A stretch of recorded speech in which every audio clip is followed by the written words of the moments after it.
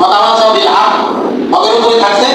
আপনার বিপদ আসবে, এটাতে কোনো সন্দেহ নাই। তার মধ্যে যতগুলি কাগজগুলো আলোচনা আসছে, ওয়াতাওয়াসাউ বিল হক, তাদের বিপদ মুসিবত আসছে, তখন বলছেন যে ওয়াতাওয়াসাউ বিস সবর, এখন তোমাকে ধৈর্যের মাধ্যমে মোকাবেলা করা লাগে। আর যখন আপনি হক নাই, আপনার ধৈর্যের কোনো প্রয়োজন নেই। হকের মধ্যে থাকা, হকের কথা বলা, এটা সবাই বলতে পারে না, সবাই থাকতে পারে না। আর এই থাকার মধ্যে যে কষ্ট, সেই কষ্টের বিনিময়ে আপনাকে আল্লাহ তাআলা দান করবেন স্থির সুখী জান্নাতুল ফিরদাউসি নুজুলা খালিদিনা ফিহা আবাদা, চিরদিন সেখানে থাকবেন। দুনিয়াতে জীবনটা শেষ হয়ে যাবে, আপনি আপনার আল্লাহ আরশের মধ্যে রাখা থাকবেন, দেখি না?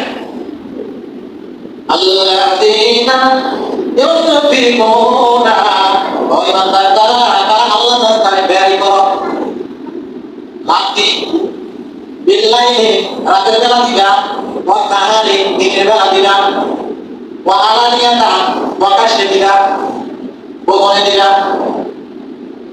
এগুলো করার কারণ হচ্ছে